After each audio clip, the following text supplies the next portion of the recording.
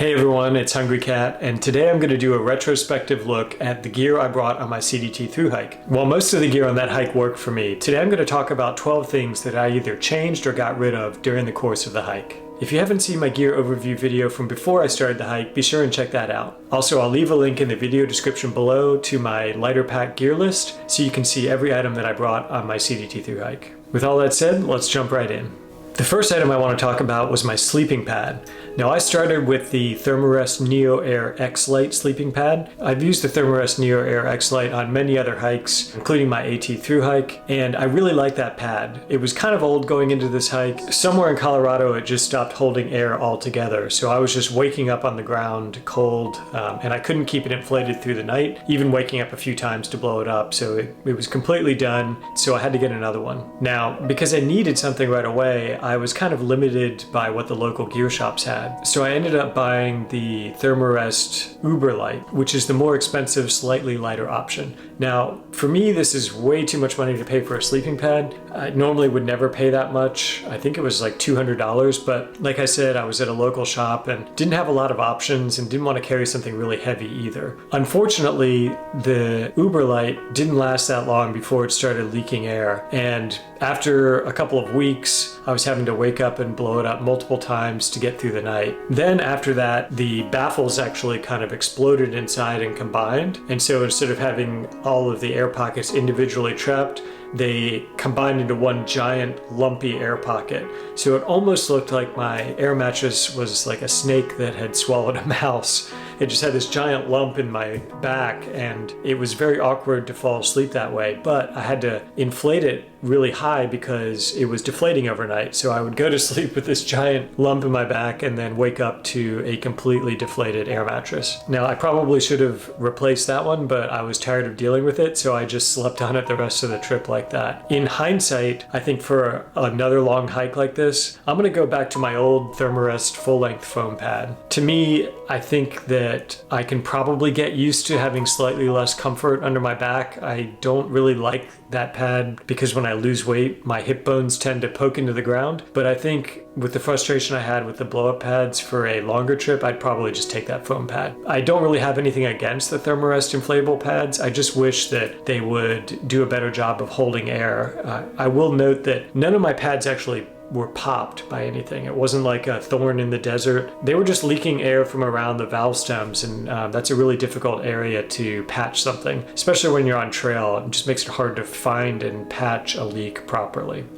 Number 2 on my list was that I changed how I was packing my quilt. So I put my quilt in a medium plus Z-Packs dry bag, and that worked great. It held it just fine, kept it dry. But the thing is, I also was using a contractor bag for my liner in my pack, and the quilt didn't really need to be in its own separate bag. I just kind of was used to that setup. So I started taking the quilt out and just shoving it in the bottom of my pack and then putting my gear in on top of that. And I really liked that. It was very convenient in the morning, and I felt like it didn't compress the down of my quilt as much. So to me, it felt like it was better for the quilt long term. And what I did was I took that medium plus dry bag and I started using that as my electronics bag instead of the Osprey 3-liter bag that I was using. And I took the Osprey 3-liter bag and I sent that home because the Z-Packs one was a bit lighter. So I reduced my carry sacks by 1, and I really liked the way that I carried my quilt in the bottom of the pack without any special dry sack. To do that though, you have to have a really reliable pack liner, which is why I like to use the kind of heavy duty 3mm contractor bags. I used one of those for the entire trip. It didn't rip, so I was really pleased with the performance of the liner, and overall it helped me to do a better job of being efficient with packing my quilt.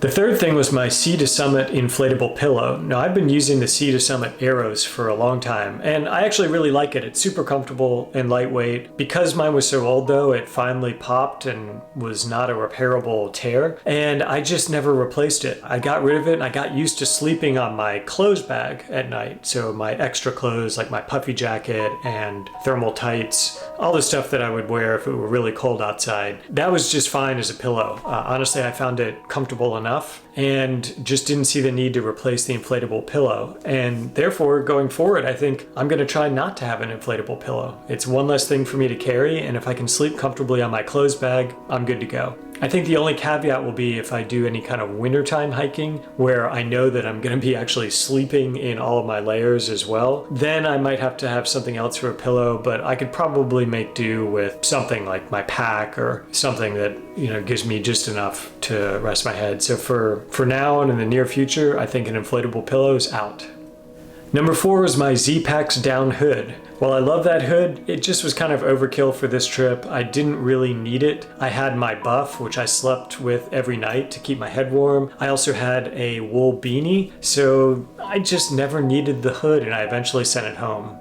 Number 5 was my shoe inserts. I actually took out the inserts that came with the Ultra shoes and I put in high arch stability inserts made by Curex, which I use for running. Now they work great for me for running. I've been using them for a long time. For some reason that arch support for the hiking just did not work out for me. I got a lot of blisters in the desert. Although I was going to get blisters anyway at the beginning of my hike, I'm pretty sure the inserts exacerbated that issue because as soon as I took them out and put the normal Ultra factory insoles in again, I stopped getting blisters. So I think going forward, I just don't seem to need the arch support when I'm only hiking and not running, and so I'm not going to worry about it, and I'll just use the factory inserts, which is great because it's a lot cheaper and one less thing for me to deal with. Number 6 was my button-up Columbia Silver Ridge Light shirt. I'd been hiking in that shirt for a long time and it was really old. At some point in Colorado, one of the sleeves tore off, so I really couldn't wear it anymore. I went into town and had to just buy something from an outfitter, and I ended up getting a sun hoodie. I've never really been interested in sun hoodies before because with my pale skin, I usually like more face coverage than a sun hoodie provides, which is why I have that hiking bandana through the desert. But I gotta say, I fell in love with the sun hoodie. It was really convenient when I didn't want to wear that full bandana coverage in areas of Colorado, so it made me more careful about the sun and less in need of putting sunscreen on my ears. And I also really loved having that hood for when the mosquitoes were out at night. They would try and buzz at my ears, but if I had that hood up, I couldn't hear them coming around to my ears to get my ears. Now they could still bite me through the sun hoodie, but it was just nice not having the bugs right up on me with that hood. So I found it to have a couple of different uses, and overall it was really comfortable. I plan to continue hiking in it, and if it dies, I'll probably replace it with another one. Number 7 is an easy one, socks. I brought 2 pairs of extra socks in addition to the one I was hiking with for a total of 3 pairs. Just didn't need that many. So at some point I sent the 3rd pair home. In the past, I enjoyed having 3 pairs in desert because I was getting a lot of sand and dirt in my shoes, but on this hike I just didn't really use that 3rd pair and it was dead weight, so I got rid of it. 2 pairs is right for me. Number 8 was the 2 extra 1-liter Sawyer water bladders that I brought to hike through the Black Range in New Mexico, where water is notoriously scarce. There was a fire in the Black Range this year and I couldn't hike it, so I hiked the Gila alternate instead where there's plenty of water, and I just never needed that extra 2 liters of capacity, so I sent them home. Number 9, I brought 2 extra camera batteries. I thought I might need them because I knew I'd be filming a lot to make my CDT documentary series, but in the end I really only needed 2 batteries, one in the camera and one as a just-in-case extra, so I sent one home.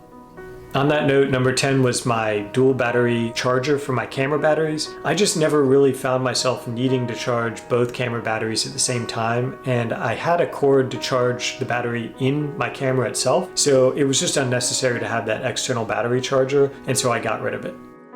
Number 11 was an extra SD memory card for my camera. I didn't know how much I was going to be shooting and how much memory that would take up, so I had a 256 gigabyte memory card in my camera and another one as an extra, and I just never ended up using it. I'm not even sure I got close. So I think I could have avoided carrying it. I guess I'm glad I had it just in case because I wouldn't have wanted to have to stop shooting. But for a hike that long, if I didn't need it on that hike, I don't know what I could possibly need it for. So in the future, I'm just going to use the one 256 gigabyte memory card in my camera. And lastly, number 12 was my ice axe. I just didn't end up needing it. I started my hike on May 11th, so I left kind of late, and by the time I got to the San Juans, there really wasn't a lot of snow left. I used my micro spikes for a couple of the sketchier traverses, but there just really wasn't that much snow, so the ice axe was complete overkill, and I didn't have to have it. If I timed my hike differently, I might have needed it, but on this one, I didn't. And that wraps up the 12 things that I changed up about my gear while doing my CDT through hike. Otherwise, I was really happy with what I brought, and it's funny how much I learn about my own gear on every hike. You'd think I would have it down by now, but it seems like every time I hike, I change something up or make a tweak here, make a tweak there, and I guess that kind of makes it fun and keeps it fresh. If you enjoyed this video or found any value in it, please do hit that like button, subscribe to my channel, and consider sharing it with your friends. Thanks as always for watching, and I'll see you in the next video.